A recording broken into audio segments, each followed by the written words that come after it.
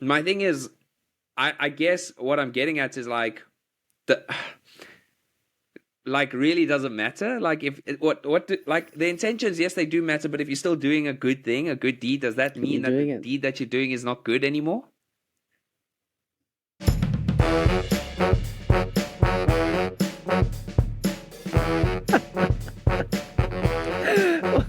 Welcome back to it. Tev and Ty are back on your screens, in your ears. This is episode 27. And we are still having a jolt, man. 2023 has been good to us. We honestly are really in a good space. I think we've gotten such a good rhythm with this show, and it's such a pleasure to share it with all of you who are giving us your keen ears and eyes. Today, I wanted to focus on something that I came across on Instagram. So I'll get into that story shortly, but I wanted to ask you, Ty, have you come across the phrase, no good deed goes unpunished? If so, what's your interpretation of it? What do you think it translates to, or what's its actual meaning? So the first time when I saw the question that you asked me, the first place my mind went to, funny enough, we spoke about it last week, was an episode of Friends. I don't know if you remember the episode when Phoebe challenges Joey. Joey challenges Phoebe, and he says to her, there is no unselfish good deed. Every good deed is driven by selfish motivation, right? So like how if you do something good, there is a little bit of selfishness in that not that you always do, but you do feel good after doing it, right? There's always a benefit to doing it, right? And when you asked, when I first saw the question of no good deed goes unpunished, I had to just stop and think about it a little bit, because it's quite a cynical way of looking at things. Yeah. But that's kind of where my mind went. But why don't run me through a definition and let's see if I'm on the right track here. Yeah, I think that's the best place to go, because I also found it quite strange, or rather contradictory, in the phrase itself. But when I looked up what it meant, so the phrase "no good deed goes unpunished" is a sardonic commentary on the frequency with which acts of kindness backfire on those who offer them. In other words, those who help others are doomed to suffer as a result of their helpfulness. So it aligns very well with what you said. You're very much on the right track there. Yeah. And it's true, Yeah. like, as much as we have focus on the good deed or the gesture that's being done, on the other side of that coin is whether or not there are ulterior motives there. What's the, inspiration for this act of kindness? And it led me to a story that I saw on Instagram about a TikToker. So there's a article written about this event. It's on her.ie, and the headline reads, TikToker bursts into tears after strangers refuse her offer to pay for their groceries. An influencer's attempt to do something nice and pay for a stranger's food shop backfired and left her in tears. Amelia Goldsmith from London has gone viral for a video she posted on TikTok attempting to do a good deed at Sainsbury's by setting the bill at the till. The only problem was no one would let her do so. Goldsmith then explained in the video that she wanted to do something nice but was left feeling super deflated. Filming herself as she walked into the supermarket, Goldsmith explained that she was nervous. We have a quote here that says, I just hope they don't look at me thinking I'm some weirdo. In the video, viewed over 784,000 times, Goldsmith is shown repeatedly failing to find someone to take up her offer. One attempt sees her approach a man at the till and offer to pay for his food. And this is what goes down. She says, excuse me, this might be really random, but I'd love to pay for your food shop today. And when asked why, Goldsmith explained, I do this thing where I want to do something nice every day. The shopper then declined the offer, said, no, I really don't need it. Goldsmith's next attempt didn't go much better, with the woman telling her, there's a lot more deserving people, but thank you. She failed a few more times, admitting that she felt embarrassed and judged. She then went and purchased a basket full of pasta and pasta sauces, which she then later donated to a food bank instead. The article goes on a little further to explain a few more details, but I think this has brought me to the question. Let me ask you something though. First of all, Yeah. I have a few questions that I want to ask you here. First of all, tell me about Sainsbury's in general. Like, what So kind of store are we looking at? Sainsbury's is probably on par with, let's call it Checkers back home. Okay. So it's a grocery store. You get all your essentials there. But Sometimes you have, it's not quite yep. Woolworths. No, it's not quite Woolworths yet. It's not quite Woolworths. So it's Checkers, Pick and Pay, that level. If you were from South Africa, that's the equivalent, I would say, is what Sainsbury's is. What I read also about this story is that this lady, Amelia Goldsmith, went to a particular area of London, which is relatively wealthy as well, which I think this goes in hand with like the thing of like the no good deed goes unpunished. So like, you know, if you read up a little bit about it, it's actually like they've used it a lot in like English literature and stuff, and it's quite philosophical almost, in that the reason that the phrase works so well is because we are taught as human beings things like karma, what goes around comes around, do unto others as you want to be done unto yourself, all of those kinds of phrases. So inherently we are taught that if we do good, good will happen to us, right? And when it doesn't happen, when there's maybe no reward, or if it backfires like this, I think that's where the phrase gets its credibility from. Like, we expect good things to happen when we do good stuff, and I put air quotes there on purpose, but like, we expect things to happen, and that's what I think overwhelmed this woman. I don't know if I'm completely misreading it, but that's kind of my take on it, at least.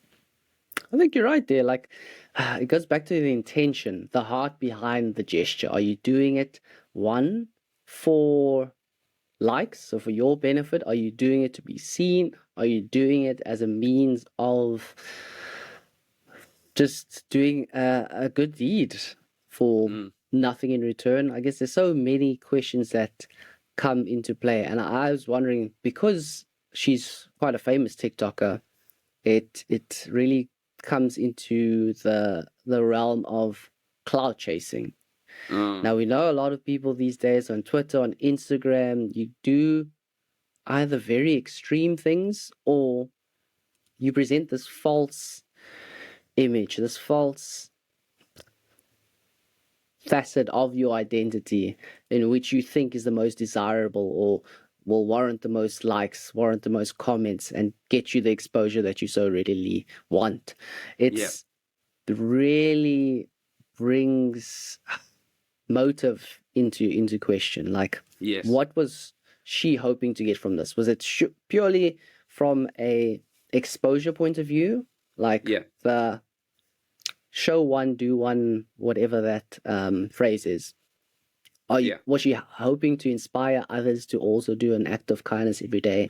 Or was it a case of, let me do this seemingly good deed for the day, get my 1 million likes, hopefully this then opens up a doorway into becoming an ambassador for, I don't know, Sainsbury's? It becomes quite tricky to figure out, especially when you look at, like, so she's not the only person of this nature. She's not, obviously we know Mr. Beast does it, right? He often goes and he does things like I think he does things a bit bigger than buying groceries for people, but he does similar kinds of things, right? Remember, we did a wholesome story where he donated for the eye operations, and then when it comes to kind of like this, I've seen another guy who goes around also, and like for example, he'll ask someone for like $1. Like, he's like, I really need help. Will you give me $1? Like, please, I'm like quite desperate. And then the people that give him like $1, he gives them like 5K back or something like that, right? So I've seen that kind of that guy as well. And it really, I guess, like with clout chasing, and it goes beyond like just doing things for the right reason, but it becomes really difficult, like when you see someone make it big, because of Mr. Beast got big before he started doing it, but he continues to grow. I saw he just hit 150 million subscribers. I mean, we're well on our way to that as well, but close. 150 mil, that's insane, the amount of people. But now he still does it, so it's very difficult to then look at her, and I guess as human beings we're cynical. It becomes very difficult to look at her and be like, you're just doing this because Mr. Beast is who he is, or you're just trying to be like him, or I don't know. What do you think? That's the thing. I find it difficult trying to really validate some of these acts of kindness. I think, like you said, we are very cynical people by nature, and we always seemingly start our approach from a negative. Like, what are you trying to get from this? As opposed to, great, he's doing so much for someone in need, as an example. But I think it really does come down to whether or not it's the motive behind it, man. I think that's ultimately what it boils down to. But I have a question though. Like, if does it matter what the motives are if the good deed is still being done?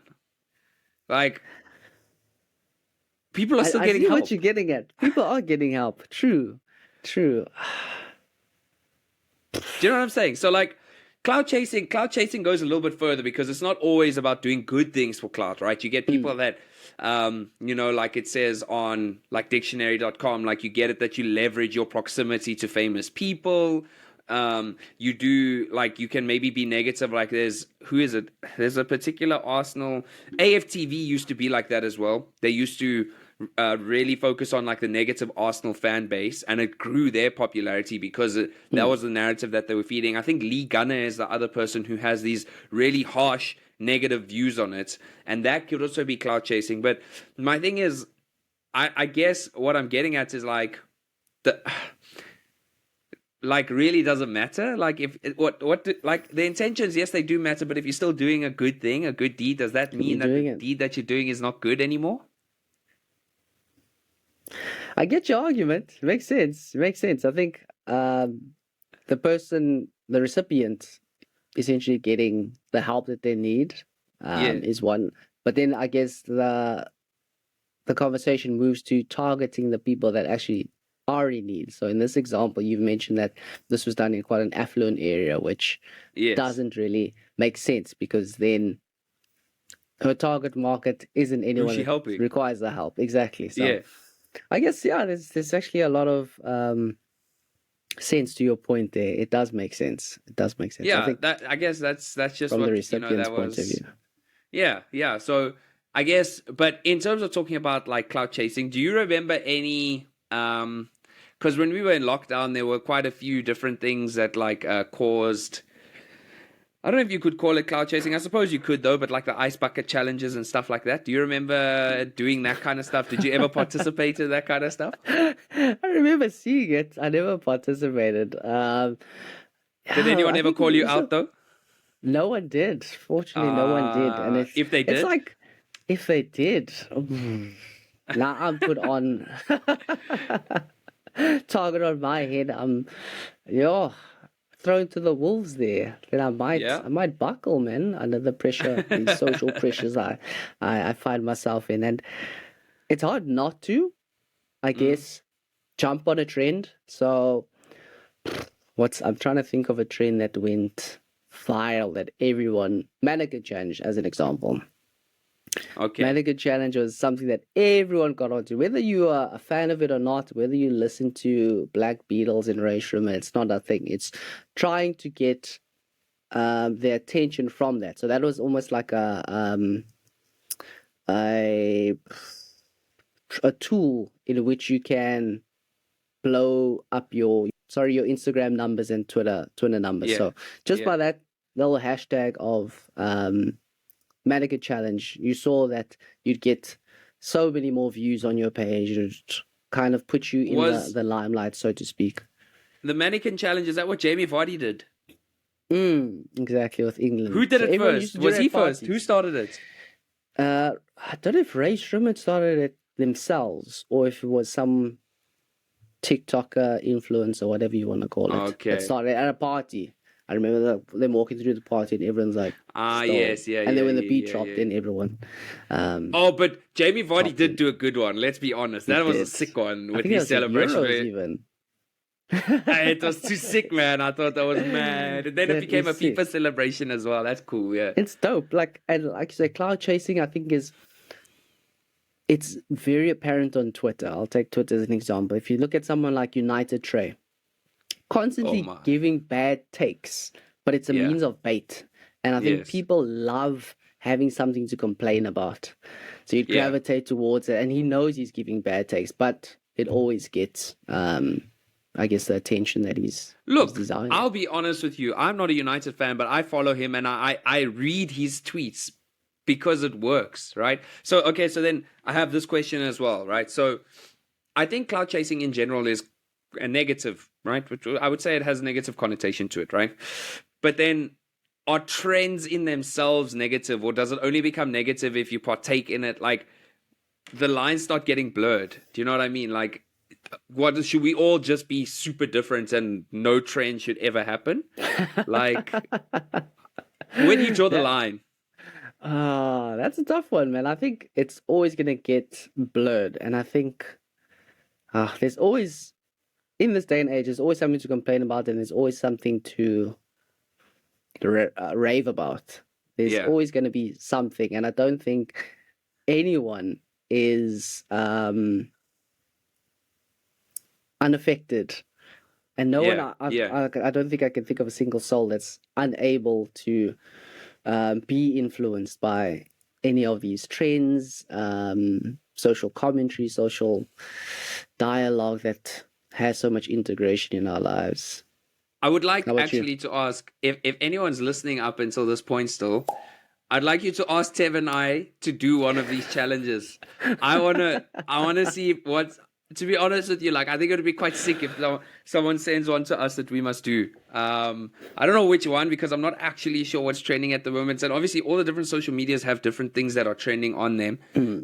TikTok usually will find a clip that they use or an audio that will like become the basis of like these that are part of their trends. Like, what was the one that came out the other day? There was a ghost thing that was floating. I don't know if you saw on all the TikTok videos. It had it's like a little triangular ghost that like floating in the woods and stuff. And it was on every third video that I saw. So yeah, if anyone's listening, challenge us there. We want to do something. Yeah, hit us up. We're always keen for a bit of fun. Yeah, I think to round this conversation also, I'm just going to touch quickly on like culture. Do you find that, or have you encountered any friends, acquaintances, people that you've, I guess, crossed paths with that live their lives for fame, for internet fame, for likes, for... would you relate to any of them, or do you find yourself quite comfortable in your lane? I find actually, I think I was speaking to you about this the other day. I'm pretty sure YouTube has an algorithm that cooks you. So when we started posting shorts, I'm so convinced by this. When we started posting shorts, the first short I posted on our YouTube page was the airplane one, right? Oof. And that thing, like, according to us, or by the standards of our page, that thing blew up. It was like 1,200 views or something like that, right? And I'm convinced that that's not the best short that we've posted. In terms of algorithm, SEO, all those things, I'm convinced that it's not the best one, right? But it's by far the best performing one that we've ever had. And then I think it gave me a hit of dopamine or something, because after that, I was like, oh, we're making it big. Here we go. The big vibe is we to the moon. Here we go. We're jetting off, right? And after that, it really wasn't the same. And then obviously you start getting like the subtle adverts that are saying to you that you can boost your post and do this and do that. So with us doing this thing, right? And this is probably why I spoke about the wholesome moment last week that I did.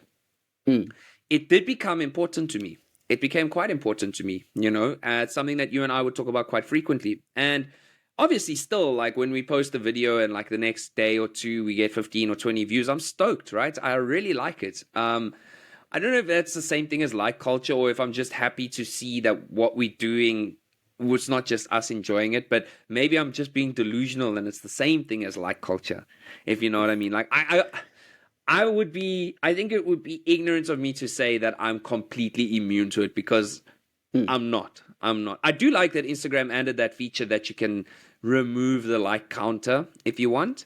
I quite like that. I thought it was quite a nice little thing. But yeah, what about you? Where do you stand on like culture?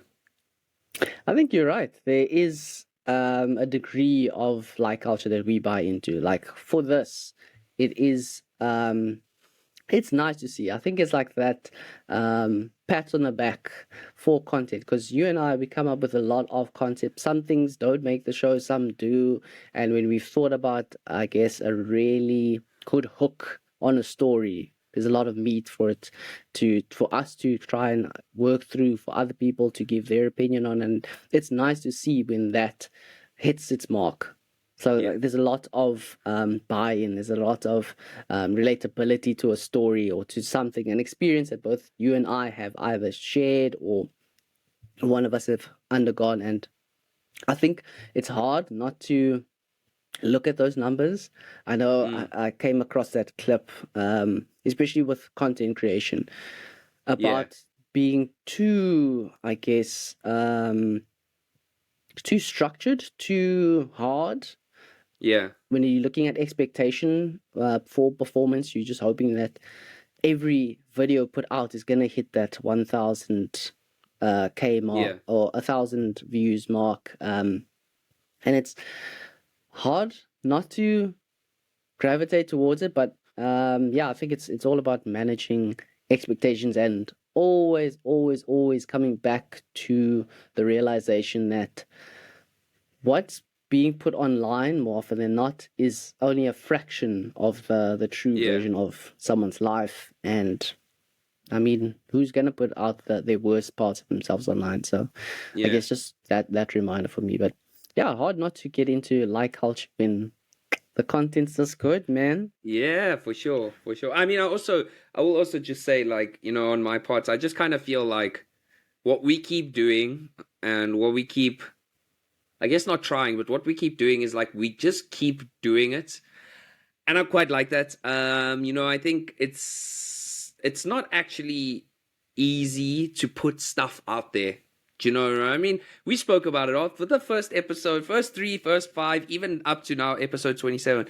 You still get nervous, you know, like, is this going to work? Are we going to put it? But we keep doing it, right? And I think that's pretty sick. Like, I think I know it's a little bit different to the like culture kind of thing. Like, I know it's not quite on topic. But yeah, like you said, it is quite difficult not to buy. But it's also, it becomes difficult when you're doing something like this and you're trying to do it for the purpose of, because we're not doing it for financial reasons, obviously. Thank goodness we're not, because otherwise we'd be in trouble. But like, we're not doing it for any other purpose than you and I enjoy each other's company. We enjoy creating the content, and we are learning things, right? Those are, I would say, the 3 main reasons why we do this. And I guess for us, the like part of it, or the views or that kind of thing, kind of just gives us an indication of like what's working in terms of like, are people that are on the same wavelength as us, are they enjoying it? You know, because people are not so ready to reach out and be like, yo, this worked, yo, this didn't. Especially now, episode 27, I can't keep going back to our mates and our super fans and being like, hey, what did you think of this? You know, like, and that's where we start having to lean into that like culture, I suppose. Yeah, I think you've said it perfectly. Thankfully, I have a accountability partner on the other side here that can be like, did you think that was good? Okay. Honestly, Tevin, that sucked. But that's okay, because then I learn. And then for the next one, the next one. I think, it's been fascinating somehow always getting content together for a new show. You would have thought like, I've run out of material. Oh, I've said that. I've spoken about this too much. But there's always something to chat about. And that's the privilege in knowing that if this was a bum episode, I'll bounce back for the next one. I can do well because there's this continuous progress that's going on. And I think for sure that's a good place to leave that conversation. I think I just want to round it off. We always have something wholesome to finish our episodes off and give you guys some positivity when going into your week. And surprisingly, in relation to gestures of goodwill, helping your neighbor, I came across an article on clevelandclinic.org, and the title is Why Giving is Good for Your Health. So helping others can boost your heart and mind. We all know that giving helps others. You can make a big difference in the world of ours by offering time to support your friends and family, volunteering for organizations, or donating to charities. But did you know that warm, fuzzy feeling you get from helping others is actually good for you too? That's not just some good vibe theory either. There's science behind it. Research shows that giving can boost your physical and mental health in numerous ways. Let's find out a little more with our discussion with psychologist Susan Albers, PSYD. So, health benefits of giving. A smile isn't the only reaction that comes from gift giving. There's also a chemical response that takes place in your body. As you help someone or give a gift, your brain secretes feel-good chemicals such as serotonin, which regulates your mood, dopamine, which gives you a sense of pleasure, and oxytocin, which creates a sense of connection with others. When we do things for other people, it makes us feel much more engaged and joyful, says Dr. Albers. Physical and mental health benefits associated with giving or serving can include lower blood pressure, a longer lifespan, less stress, a helper's high, and those are just a few of the benefits from gift giving. I think that's remarkable, man. So scientifically, no good deed goes unpunished has been scientifically disproven, I think, is what they're saying here. Also, just a little trick. I don't know if you've heard of this before, but like similar to what they're saying here. If you're feeling grumpy or you're feeling sad, have you ever tried looking in the mirror and just smiling at yourself? I'm not. Try it because it actually, you can trick your brain into thinking that you're happy, because what happens is even if you fake a smile, you trick your brain into it. And you know, I actually find maybe one of the things I enjoy the most about being a teacher is that you really can't take stuff to work because you're dealing with children, teenagers especially. So you can't be taking, younger children as well. You can't be taking your bad moods to them. So you often have to pretend to be in a good mood. And I promise you that pretending doesn't take long for it to become your reality. Like when you first get there, it sucks and you're grumpy. And then the first student you encounter, you can't like be grumpy because it's not their fault. So you pretend to be in a good mood, and I guarantee you like 2 minutes later, that mood, I'm not saying I'm always in a good mood, but it helps. You trick your brain, and I think it goes hand in hand with this kind of article. Man said it. There's nothing else left to say. Psychologist Tyler out here just dropping gems once again. Try it out. Again. Smile in the mirror, people. Try it out. Give it a go, folks. Give it a go. Let us know if it worked for you. Did it turn your day around? Yes. It's called the Thai Smile Trend. Hey. Let us know how it goes. We'll put it on all our socials, which you can be found down below. You know exactly where to reach us. Again, if you have any interesting topics you'd like us to cover, something to look into, if you just want to say hi, you know where to find us. Thanks again for lending us your ears and eyes, and we will see you again next week. Ciao, guys. The Big Vibe with Tev and Ty. Yes.